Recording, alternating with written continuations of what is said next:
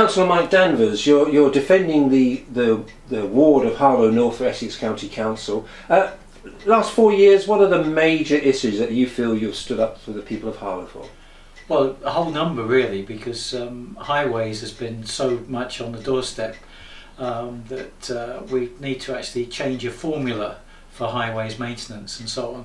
The potholes have been the bane of my life, simply because so many people have actually been reporting them, and Essex is so slow to act. But it's a much bigger picture than that. Obviously, with social services, the fire authority, major planning decisions, I've been able to actually increasingly see the Essex picture as well, and the impact it has on people's lives, particularly things like junction 7A with the M11, which will cut the old Harlow community in half, and the strong protest that's actually arisen from that, and I've been able to spearhead the protests at County Hall on that. Did you find that a frustrating process? Ultimately, yes, because I think the decisions have been taken and we're not being listened to, and I think the people of Old Harlow particularly found that very, very frustrating indeed, yes. Yeah. The other issues, for example, like health and social care. Well, I've been, one of the areas I've had a minor success has been over Acacio House, which is now actually reopened temporarily to actually maintain people at risk, young people at risk.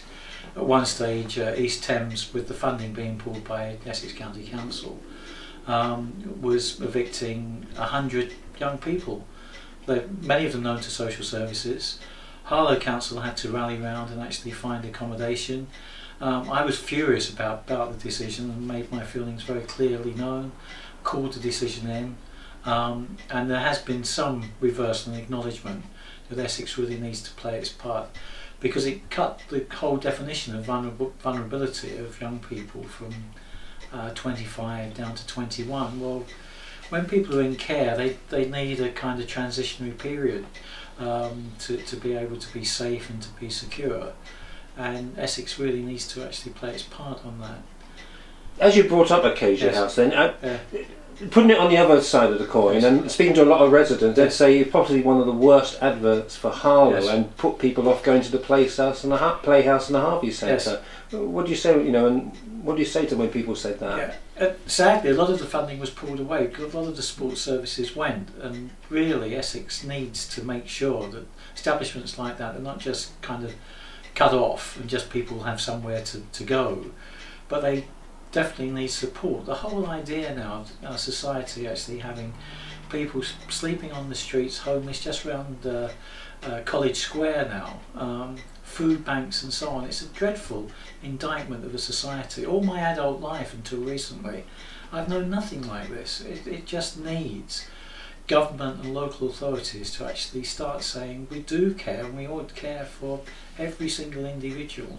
You're talking about those issues that you can bat for Harlow when you talk about health and social care and education. Do you really worry for the fabric of society in Harlow? Increasingly, Harlow and society generally, I think we've increasingly got from the Thatcher years so much to row back on.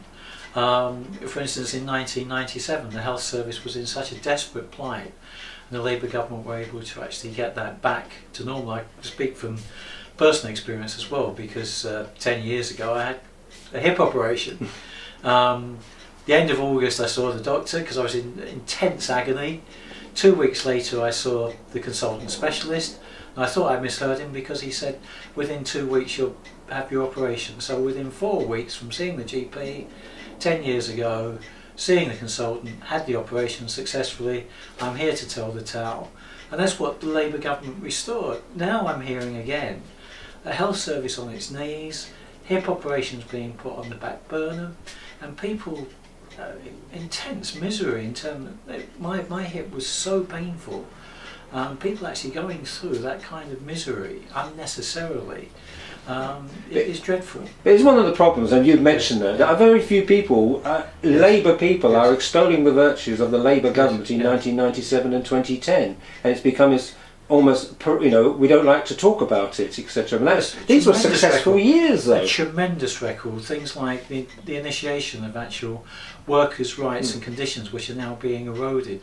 All of the things from Europe, that social charter, paid holidays, which are being eroded by self-employment and companies fabricating how they actually employ people, contracts of employment, security of employment, and all of this once again is being rowed back.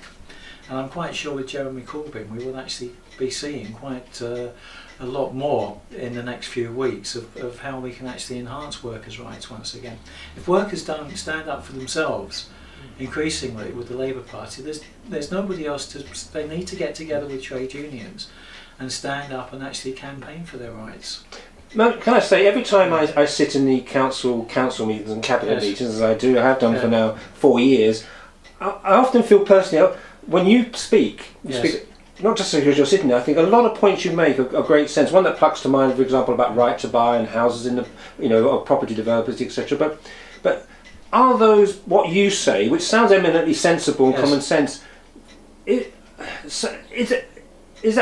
these winnable opinions and policies that you have, and maybe some, because I always think you're almost like Corbyn's man in Harlow Council. That may not be accurate, but look how far he's behind it. I suppose. Look how far. Do you identify yourself closely with his? I'm very pleased that he's got the policies that he has, because I think this is once again an opportunity to get back to what I appreciated. I appreciated decent education at Burnt Mill School as a working class lad.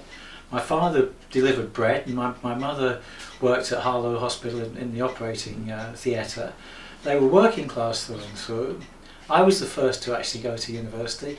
No fees, not only no fees, but I got a grant to do that. I got a decent job. I was able to put back into the community what I got out of it at Harlow College.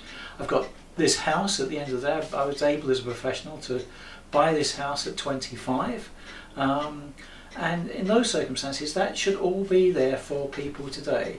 People should be able to go to university without actually having to pay fees. We're a rich country. The money is there if companies actually paid their proper taxes. If wealthy individuals, instead of like the owner of the Daily Mail deciding that they live in France, actually started paying what they really owe their society, we would actually be able to get back to that. Housing particularly, council house building. We've actually seen in Harlow from 20,000 houses to 10,000. 10,000 houses have been sold to lucky people, and now I'm led to believe 1,500 of those houses are just owned by 5 individuals, and the rents for those houses are twice as high as council rents. But we could have been having this conversation in April 1983, Mike, couldn't we? And with Mike, with the election coming up in '83, and we know what happened there. Yes. The same's going to happen, isn't it? No. I think once Corbyn actually starts his public meetings, the media have actually got. It's quite interesting the way the media have actually got stuck into Corbyn and not giving him a chance. His leadership rallies were never reported. He was actually addressing thousands of people in Bristol, in Liverpool. I saw the pictures. At the end of the day, once Corbyn gets into his stride, and during the general election period, the media, particularly the BBC, will have to actually give equal airspace to the Labour Party. Once people actually hear what Corbyn is actually offering, personalities aside, the Blairs or the Camerons, the slick presentation is one thing. The actual policies that Labour will actually put into operation are the most important things. Let's take ourselves back. We've possibly gone to the agenda, which may be even more relevant with yourself. But back on the doorstep in Harlow North, are these issues coming up?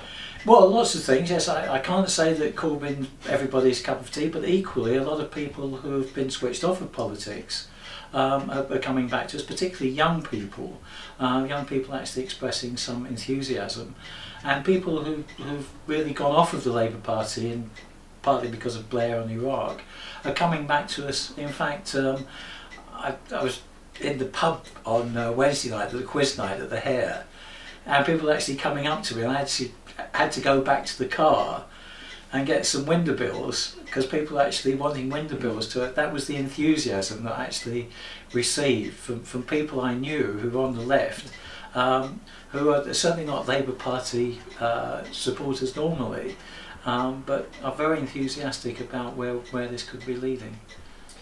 And I guess I am going to weave this in from Harlow North issues to maybe some more general issues, which may or may not become apparent. But I mean, this, you mentioned Burnt Mill. I'm not going to talk about the school specifically, but are you, again, the state of education? I have spoken to teachers who are buying stuff for their own students. Is that another point you feel? I'm leading the question to you here. Yes. Why on earth have we come to this in 2017? Once again, local authorities should, in my opinion, be in charge of the schools.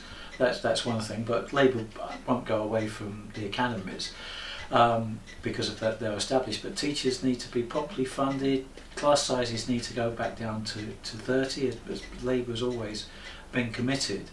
And this idea of £400 million is actually being set aside for free schools and grammar schools, many of them in places that are not needed and not necessary.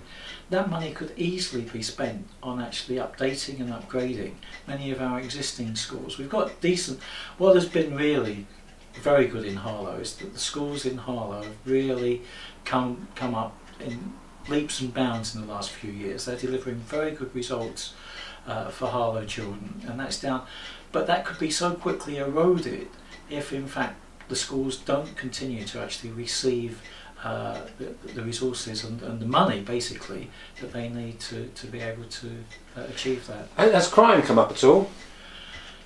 On the doorstep, it's interesting because we're told about this business about murder capital and all of that, but you're reading the wrong papers, mate. Yes, I agree. I find I'm very cynical about the whole thing. You walk around Harlow, you walked into my front door, I was quite happy to leave my front door open and any callers and so on. I always feel quite safe in Harlow. I'd walk the dog and see people, and no, at the end of the day it's a very, occasionally sadly somebody's got the chain on the door but that's very rare. Most people actually open their front doors. Harlow people are very hospitable, and I can't deny because of events that but I think it's really exaggerated, grossly exaggerated. But do you have concerns of the number of police that are left here in Harlow? Well, the cut, that's the problem, because we're led to believe in London. The Mayor of London has actually said that the crime rate now is going up, particularly knife crime is going up because of the lack of resources, and all of the emergency services, fire, ambulances getting to casualties in time, 30-40 minutes is far too long, and police being grossly underfunded. Once again, we have to end austerity. We have to go back to making sure that we have decent public services. I might have asked you this question 4 years ago, but I'll ask it again. Just, you really enjoy being a councillor, don't you? You know, it's not being it for its own sake. Yes, I think it's actually serving the people of. You see so many facets of Harlow as well. From the Gibbard Garden, I actually help out there from time to time, and Cllr, the West Essex Cllr branch. I see people there occasionally. It's all the facets of Harlow. You actually feel that you're also making a contribution. And again, this again is to do with what you do as a councillor, and if you get returned. But is it a place you really enjoy serving as a councillor? Yes, it's something that, as I say, I think it's in the blood, because I'm out. People say, "Oh, never see you except election times." Well, I'm always out in Markhall and Netscore, certainly, every Sunday morning, come rain or shine. All year round, and actually knocking on doors, seeing if I can help and see what the issues are and so on.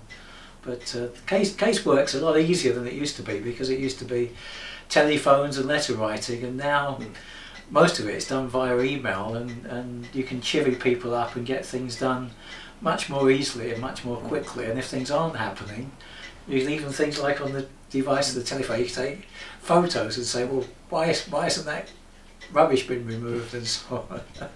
But you're confident confident of winning? Defending? Confident of winning Harlow North. If I don't know if I'm going to be successful if I'm selected as the parliamentary candidate but it's a big mountain to climb, but it's always possible. And I guess I'm adding this question on, I guess, is what do you think is the secret? Has been the secret to Robert Halfon's success then, to go from 4,000 to 8,000 and possibly? I can't deny he's been a very good constituency MP. He's done his work very well. The only thing about Robert is that he says one thing in Harlow, and then his voting record in Parliament, as we tried to explain at the last general election, is very, very different. For instance, taking away disabled payments of £30 a week for many people, it just doesn't chime with the good work that Robert does within the Harlow community. But he voted for that. He was one of all of the Conservatives that actually took that away. But if you stood, would you stood on a pro-Labour as opposed to an anti-Alfie? Oh no, I think it's got to be a positive campaign. It's got to be what we will do and what we can do to actually transform the country. Brilliant. Mike Danvers, thank you very much.